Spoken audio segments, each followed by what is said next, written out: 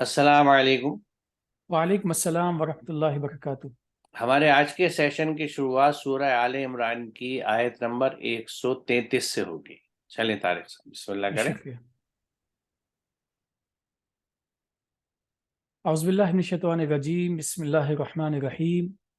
वसारिउ इला मग़फ़िरतिम मिन रब्बिकुम व जन्नतिन अर्ज़ुहस समावातु वल अर्ज़ उइद्दत लिल मुत्तक़ीन। और जल्दी करो अपने रब से हिफाजत और आफ़ियत हासिल करने के लिए, और एक ऐसी जन्नत के लिए जिसका अर्ज़ आसमानों और ज़मीन है, जिसे मुत्तक़ीन के लिए तैयार किया गया है।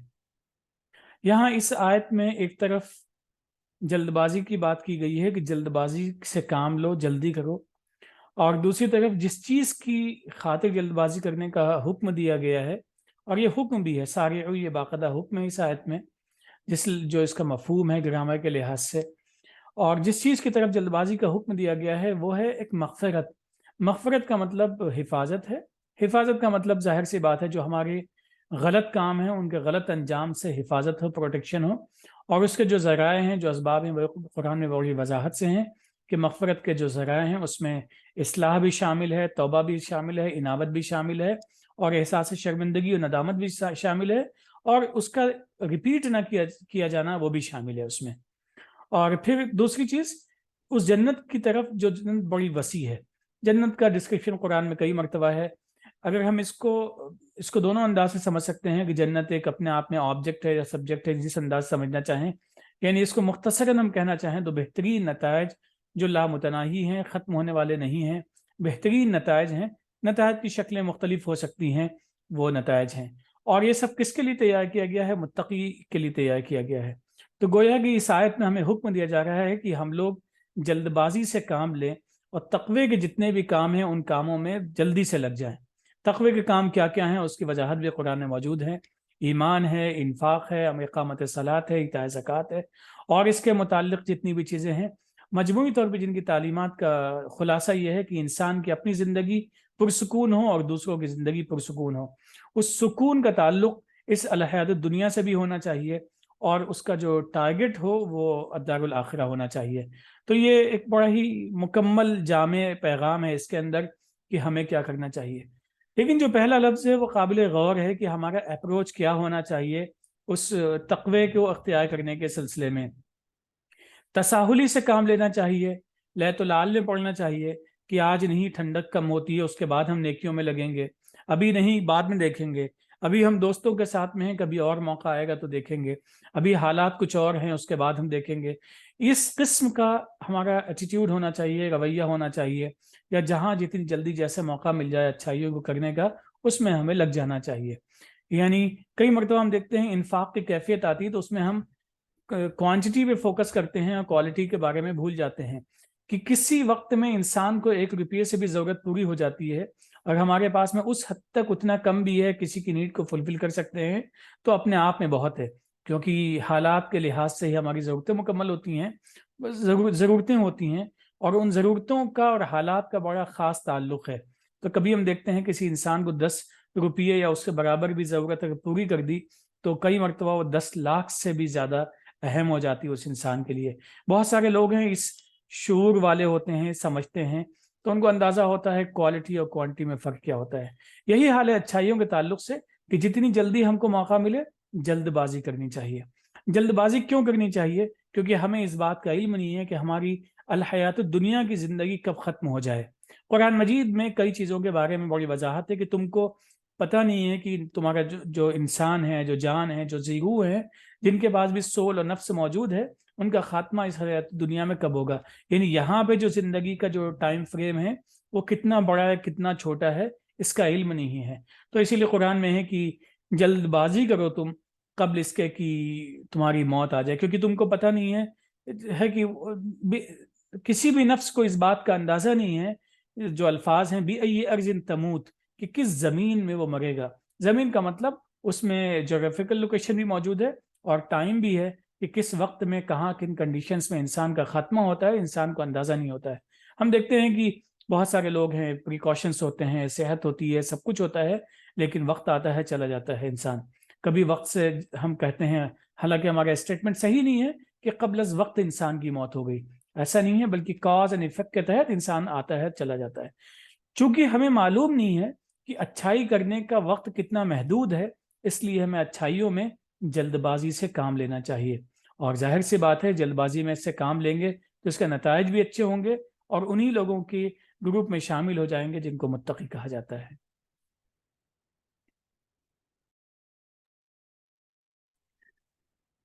جی، یہ جو مغفرت کا لفظ ہے اس کا مادہ غین فے رے ہے، اور بنیادی معنی جیسا آپ نے کہا بچا لینا اور چھپا لینا.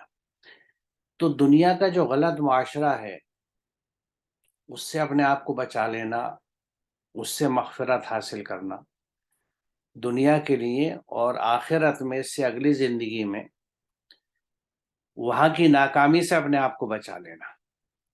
اب یہ دونوں طرح کی جو بچاؤ ہیں ان کے لیے واحد حل جو قرآن بتاتا ہے وہ عمل صالح ہے، کہ اللہ نے جو عمل صالح بتائے ہیں آپ ان پہ عمل کیجئے تو ان کے نتیجے میں آپ کو اللہ کی طرف سے پروٹیکشن ملے گا. کس طرح سے ملے گا؟ کہ جو آپ کے اندر تبدیلی آئیں گی، جو آپ کا رخ بدلے گا، جو آپ کا رخ اچھائیوں کی طرف ہوگا، وہ آپ کے اندر وہ اصلاح کی کیفیت پیدا کرے گا آپ کے نفس میں، آپ کے مزاج میں، آپ کی شخصیت میں، کہ آپ اچھائیوں کی طرف بڑھتے چلے جائیں گے اور چلتے چلے جائیں گے.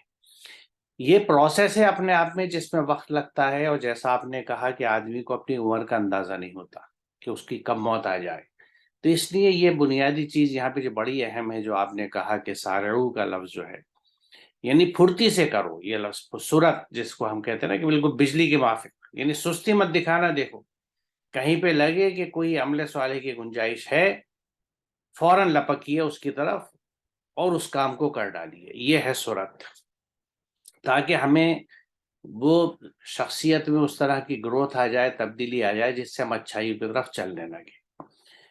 اور یہ من ربکم، یہ جو انتظام ہے حفاظت کا یہ ہمارے رب کی طرف سے ہے، یعنی یہ رب کی طرف سے ایک انعام ہے، ایک نعمت ہے جو انسان کو دی جاتی ہے کہ جب وہ اچھے کام کرتا ہے تو اس کی شخصیت میں جو نکھار آتا ہے اس کے اثرات اس کے چاروں طرف پڑتے ہیں، جن کی وجہ سے ایک پازیٹیو ماحول بنتا ہے، ایک خیر کا ماحول بنتا ہے، اور ساتھ ہی اس کے اندر بھی یعنی اس کے آؤٹ ورڈ افیکٹس بھی ہیں اور انورڈ افیکٹس بھی ہیں. انورڈ افیکٹس سے اس کے نفس کی جو اصلاح ہوتی ہے، جو سدھار ہوتا ہے، اس کی شخصیت میں جو نکھار آتا ہے، جو پازیٹیوٹی پیدا ہوتی ہے، یہ پرماننٹلی اس کے انر سیلف کو، اس کے شخصیت کو، اس کے نفس کو ایک اس گروتھ کی طرف لے جاتی ہے جس سے کہ ایک ٹوٹلی سبمیٹو ہارٹ وجود میں آ رہا ہے، جس کا ذکر باہر آیا ہے جو قرآن میں ہے کہ قلب سلیم کی کیفیت میں وہ نفس وجود میں آ جاتا ہے. اچھا، یہ سب کام جو ہیں اس کے نتیجے میں جس جنت کا ذکر ہے کہ جس کی عرض جو ہے یعنی اس کے ڈائمینشن جو ہے زمین آسمان جیسی بتائی جاتی ہیں، آسمان اور زمین جیسی ڈائمینشنز ہوں گی اس کی. تو میں ایک یہاں آیت شیئر کرنا چاہوں گا جو جنت کے لیے ہے اور جنت کو بڑی اچھی طرح بخوبی ڈیفائن کرتی ہے. یہ اس وقت کا واقعہ ہے، اس کیفیت کا سورہ طٰہٰ کا ہے کہ جب آدم کو جنت وہاں سے ہٹایا گیا جنت سے، پھر ہم نے کہا ہے آدم یہ بلا شبہ تمہارا اور تمہاری زوجہ کا دشمن ہے، تو کہیں وہ تم دونوں کو جنت سے نکلوا نہ دے. اب جنت سے نکلوانے کی بات کیا ہے کہ جنت کی جو پازیٹیو پوائنٹس یہاں بتائے گئے ہیں یہ جنت کو ڈیفائن کر رہے ہیں کہ پھر تم محروم ہو کر رہ جاؤ گے. کس چیز سے محروم ہو جاؤ گے؟ یہاں تمہارے لیے یہ ہے کہ نہ تم بھوکے رہو گے، نہ تم ننگے ہوگے، اور تم یہاں نہ پیاسے ہوگے اور نہ تم کو دھوپ لگے گی. یعنی بھوکے نہیں ہوں گے، ننگے نہیں ہوں گے، پیاس نہیں لگے گی اور دھوپ نہیں لگے گی. اب اگر ہم غور کریں تو یہ وہ چیزیں ہیں جو انسان کی بیسک نیڈس کو ایڈریس کرتی ہیں.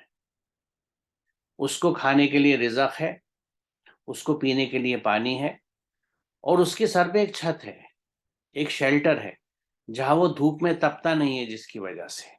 تو یعنی رزق یا کھانا پینا سمجھ لیجئے، اور جسم ڈھانکنے کا انتظام، اور سر پہ ایک چھت جس کو عام طور سے کہا جاتا ہے کہ روٹی کپڑا اور مکان، انسان کی بنیادی ضرورت. تو یہ جنت کی ڈیفینیشن میں جب یہ بات کہی گئی ہے تو یہاں ہمیں یہ سوچنا چاہیے کہ قرآن بارہا اس بات کو کہتا ہے ہمیں سمجھاتا ہے کہ جو اچھے اعمال کرنے والے لوگ ہیں ان کی زندگی یہی جنت ہوتی ہے. اور کسی جگہ کو ہم جنت نظیر کیوں کہتے ہیں؟ تو بنیادی طور سے جنت اس جگہ کا نام ہے جہاں ہر انسان کے لیے اس کی بنیادی نیڈس کا انتظام ہو. اور اس کے لیے جب اعمال صالحہ کے لیے جہاں اللہ تعالیٰ حکم دیتا ہے تو ان اعمال میں جو قرآن ہمیں وضاحت سے بیان کرتا ہے اس میں ایتاء ذی القربیٰ بھی یعنی پاس والے کو دو، احسان کا بھی حکم ہے یعنی ڈو گڈ ٹو ادرس. اس کے علاوہ جو قرآن یہ کہتا ہے کہ هو الذی خلق لکم ما فی الارض جمیعا، اس نے زمین میں جو کچھ کا ہے وہ تم سب کے لیے پیدا کیا گیا ہے. تو گویا ایک جو بیلنس اور متوازن سماج بنے گا، جو اللہ کے حکم پہ چلنے والوں کو بنانا چاہیے، اس کی خوبی یہ ہوگی کہ وہاں بنیادی ضروریات ہر انسان کی پوری ہو رہی ہوں گی، یعنی بیسک نیڈس ایڈریس کی جائیں گی ہر انسان کی. اس کے پاس ایک چھت بھی ہوگی، اس کے کھانے پینے کا انتظام اس کے پاس ہوگا، اور اس کے تن ڈھکنے کے لیے اس کے پاس کپڑا بھی ہوگا.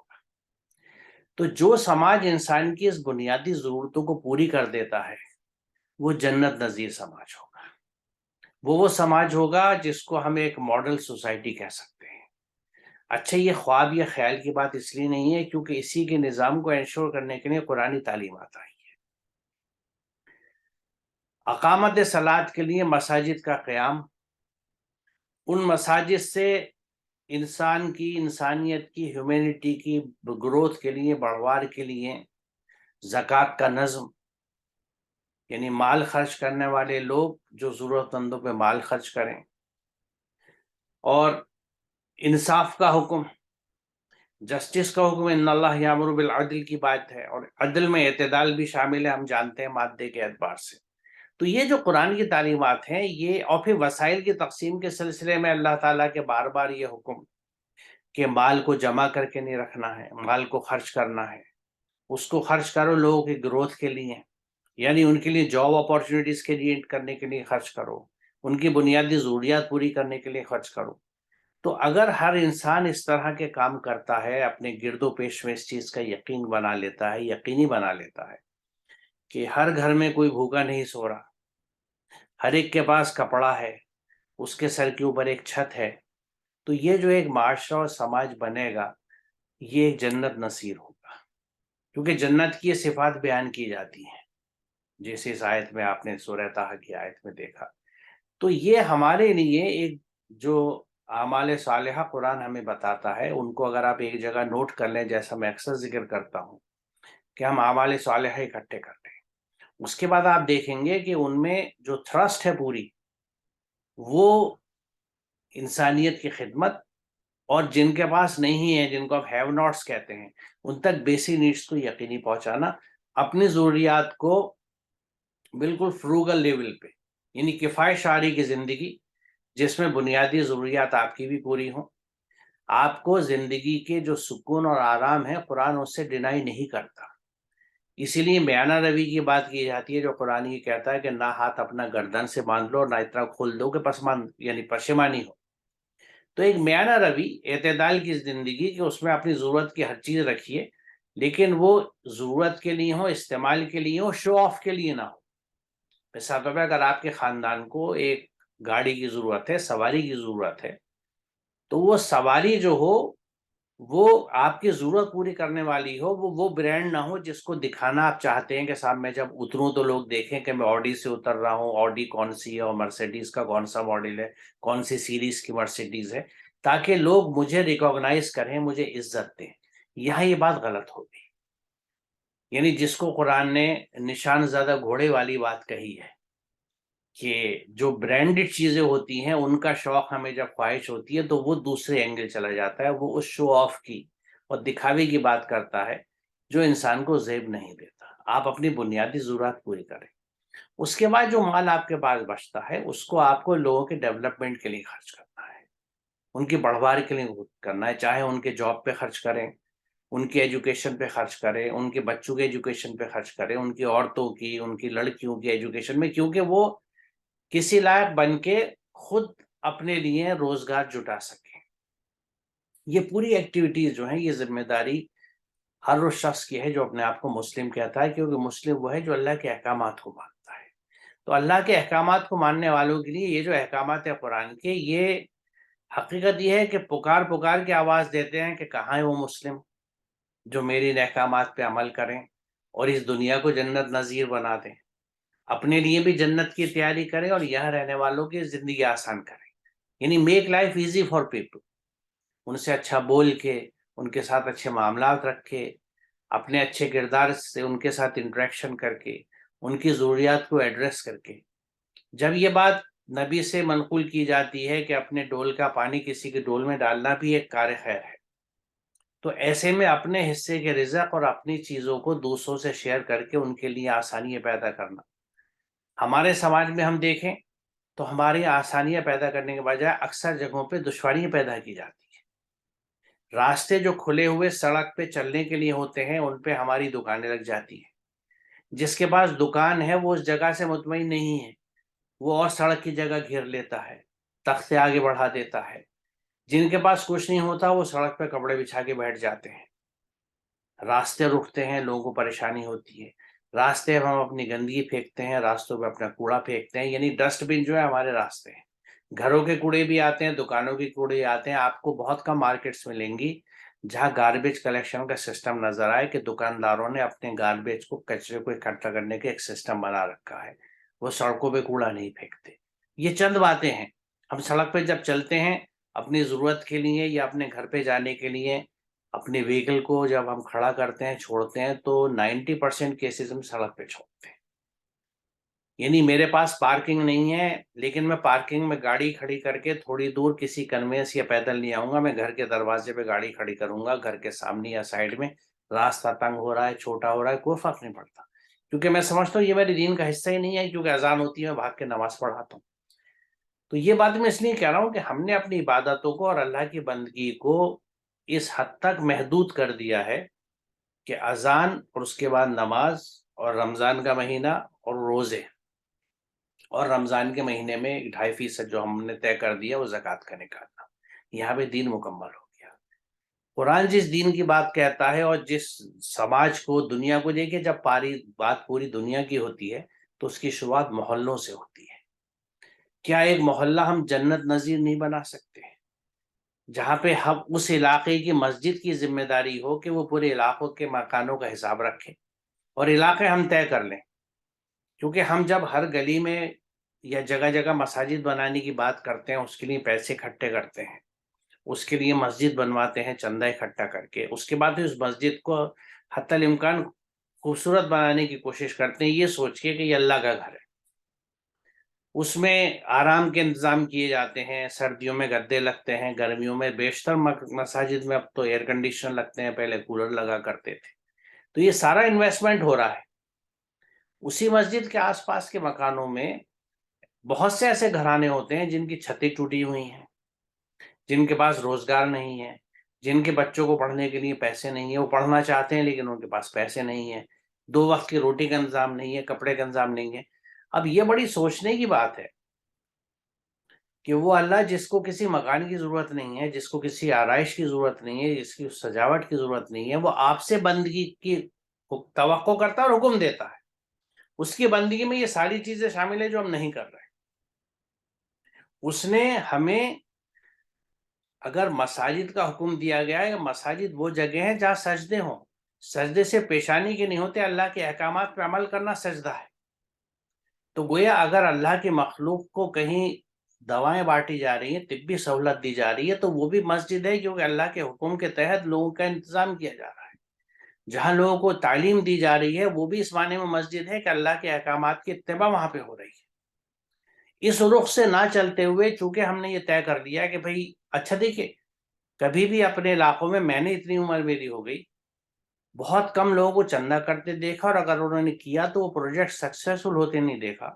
کہ علاقے کے لیے کسی، پہلے مسافر خانے بنا کرتے تھے، سرائے بنتی تھیں، کنویں کھدوائے جاتے تھے، یعنی ٹریولرز کے لیے سہولتوں کے انتظام ہوتے تھے کہ ایک آدمی آپ کے شہر میں آ رہا ہے، اس کو سر چھپانے کی جگہ نہیں ہے، تو اس کے لیے ہم کیا کریں گے۔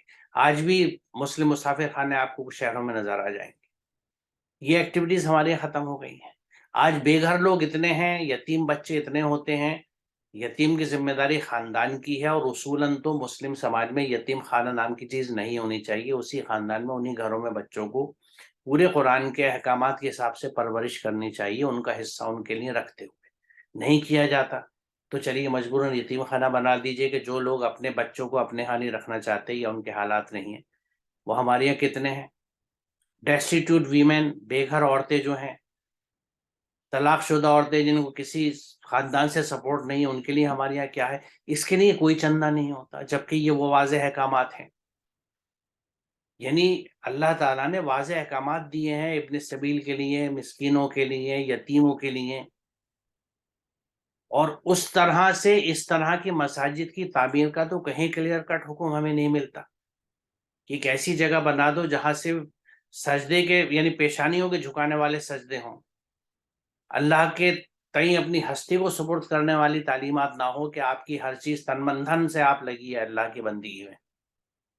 تو یہ کیفیتیں اگر کسی ایک محلے اور سوسائٹی میں یا کسی ایک مسجد کے گرد و پیش بھی ہو جائیں تو اس کا آس پاس کا علاقہ صفائی ہے، ستھرائی ہے، لوگ ایک دوسرے کی مدد کرتے ہیں، یہ جنت نظیر علاقہ ہوگا. یہ میں اس لیے کہہ رہا ہوں کہ یہ چیزیں خواب و خیال کی نہیں ہیں، یہ پریکٹیکل چیزیں ہیں جو اگر اسلامی سماج وجود میں آتا ہے، مسلم سماج وجود میں آتا ہے تو وہیں یہ چیزیں آپ کو ملیں گی. وہاں ذمہ داری ہوگی اس مسجد کی، اس علاقے کے رہنے والوں کی کہ بنیادی ضروریات سب کی پوری ہوں. بنیادی ضروریات جو قرآن کے حساب سے، مثال طور پہ قرآن نے اگر پڑھنے کا حکم دیا ہے، علم سیکھنے کا رسول اللہ کا حکم ہے کہ طلب العلم فریض علی کل مسلم، رسول اکرم کی یہ حدیث ہے جس کا اکثر ذکر کیا جاتا ہے. تو سوال یہ آپ کا تو قول مبارک ہے کہ علم حاصل کرنا ہر مسلمان پہ، یعنی جس میں مرد اور عورت شامل ہے، یہ لازم ہے، فرض ہے یہ.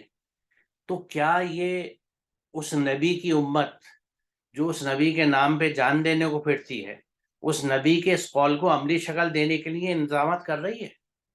اسکول بنا رہے ہیں، ان کے وہ معیار ہیں جو اس حساب سے چل سکیں جس حساب سے کہ اسٹینڈرڈ اسکولز ہمارے یہاں چلتے ہیں.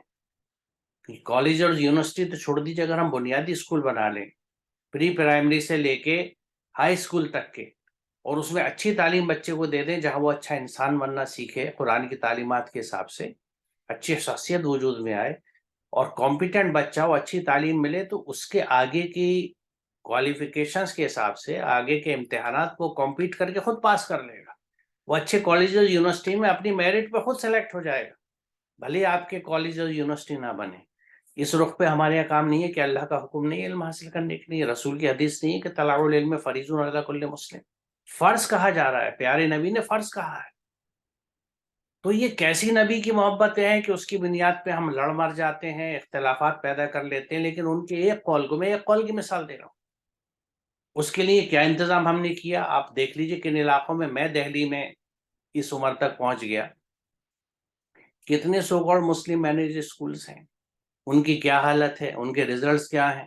وہاں آج بھی پاس ہونے پہ خوشیاں منائی جاتی ہیں، جبکہ 33% ڈسٹینس نو ویئر. اب تو پاس پرسنٹیج بھی 60% یا اس سے اوپر ہونی چاہیے. ریئرلی آپ کو 80s اور 90s میں وہاں کے بچے ملیں گے. کیا کریں گے وہ لوگ؟ ماحول کیا ہے، تربیتیں کیا ہیں، ہم سب لوگ جانتے ہیں ان اسکولوں کی حالت. لیکن ہم ان پہ گلا شکوا تو کرتے ہیں اکثر، جب ریزلٹس آتے ہیں ہمیں آرٹیکلس مل جائیں گے نیوز پیپرس میں، لیکن ہم نے کیا کیا؟ ہم ان اسکولوں کے لیے کیا کر رہے ہیں؟ تو اصل چیز یہ ہے، اور وہ بھی عملے سوال ہوگا کیونکہ یہ سب عملے سوال ہیں.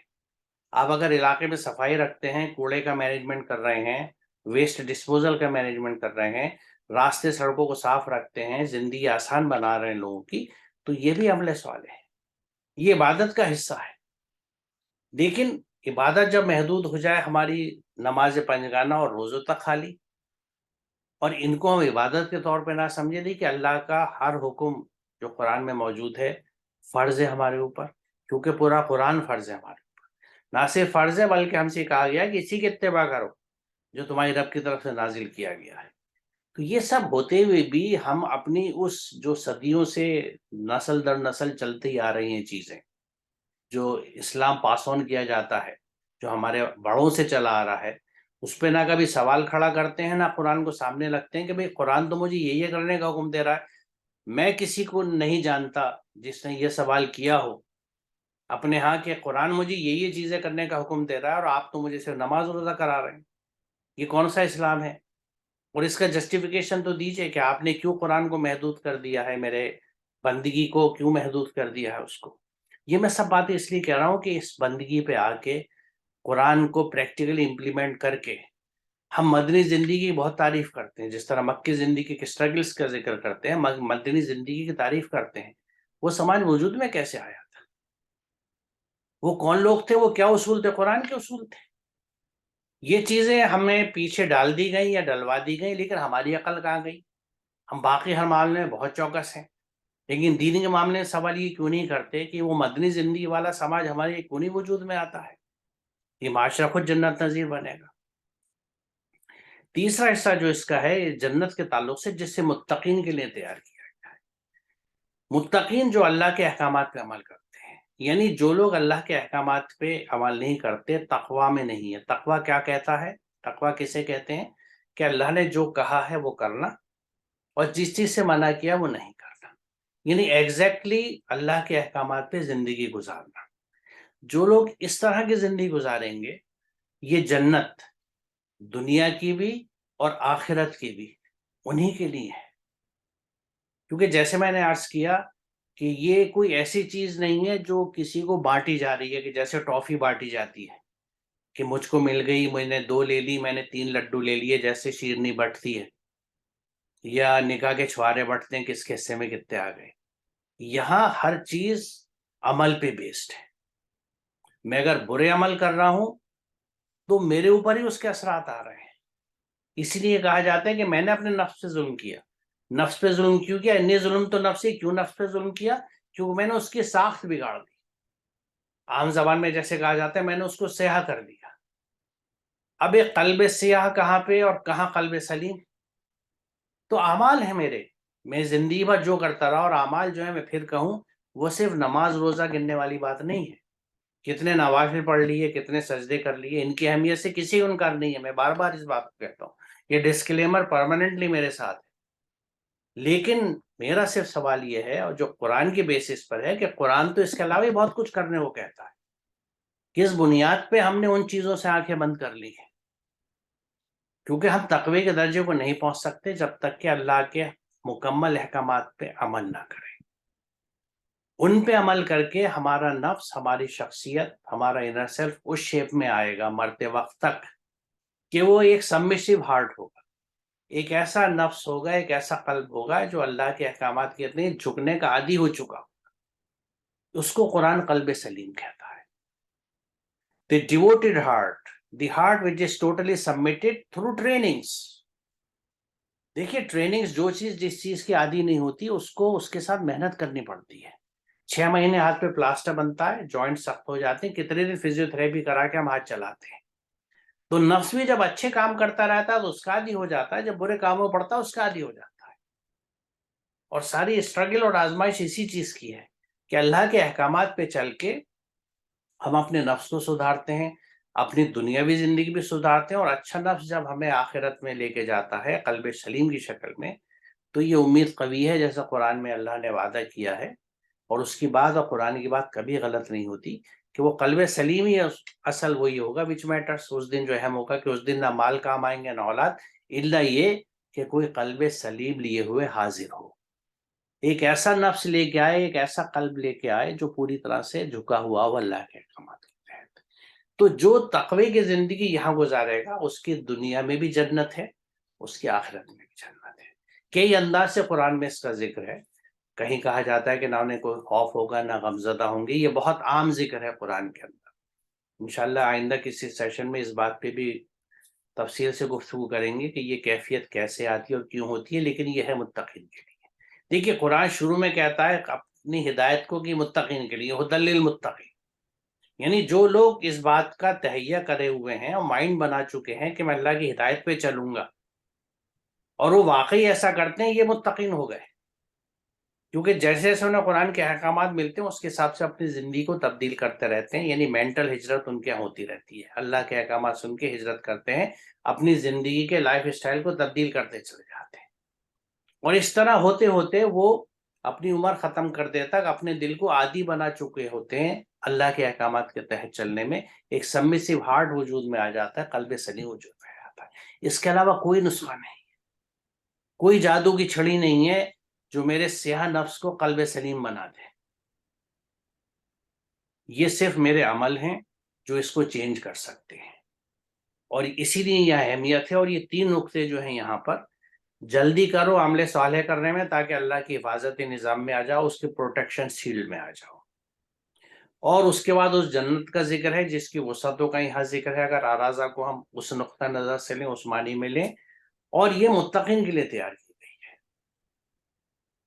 متقی کون ہے؟ جو اللہ کے احکامات پہ چلتے ہیں، یعنی جو اللہ کے احکامات پہ نہیں چلتے، کچھ احکامات چننی ہیں ان پہ چلتے ہیں، قرآن کی اس آیت کے اعتبار سے وہ مستحق نہیں ہیں ان جنتوں کے، کیونکہ تیاری متقین کے لیے کی گئی ہے۔ اور متقین میں پارشلٹی کا کہیں پہ پہلو نہیں ہے کہ اچھا تم نے اتنا بھی کر لیا، کیونکہ جس طرح بندگی پارشل نہیں ہے، یا تو میں اللہ کی بندگی میں ہوں یا نہیں ہوں، یہ بلیک اینڈ وائٹ ہے، اس میں گرے نہیں ہے، کیونکہ جو گرے ایریا ہے وہ شرک کا ایریا ہے۔ جہاں بھی میں نے اللہ کے احکامات سے ہٹ کے اپنی زندگی گزاری ہے، اپنے فیصلے اس کے احکامات سے ہٹ کے لیے ہیں، وہ شرک کا علاقہ ہے، کیونکہ میں نے کسی اور کے کہنے پہ، چاہے وہ میرا نفس ہو، میرا سماج ہو، میرے رسم و رواج ہوں، میرے بڑے ہوں، اکابرین ہوں، ان کے کہنے پہ کیا، اللہ کے احکامات سے ہٹ گیا میں۔ تو اس لیے we should be very clear about it کہ یہ مرنے کے بعد کی کوئی قصے نہیں ہے جو قرآن بیان کر رہا ہے، یہ آپ کی زندگی کو یہیں پہ جنت نظیر بناتا ہے، اور آخرت کی جنت کی طرف آپ کا راستہ ہموار کرتا ہے۔ شرط صرف ایک ہے کہ اللہ کے احکامات پہ چلیں، یعنی قرآن کو سمجھیں اور اس کے مطابق اپنی زندگی کا ہر فیصلہ کریں، ہر عمل کریں۔ میرے خیال میں طارق صاحب آج ہم یہاں رکتے ہیں، جی مناسب ہے۔ اور انشاءاللہ اگلے سیشن میں اس سے آگے چلیں گے۔ السلام علیکم۔ وعلیکم السلام۔